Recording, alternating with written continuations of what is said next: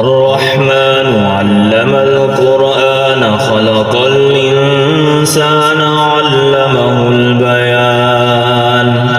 الشمس والقمر بحسبان والنجم والشجر يسجدان والسماء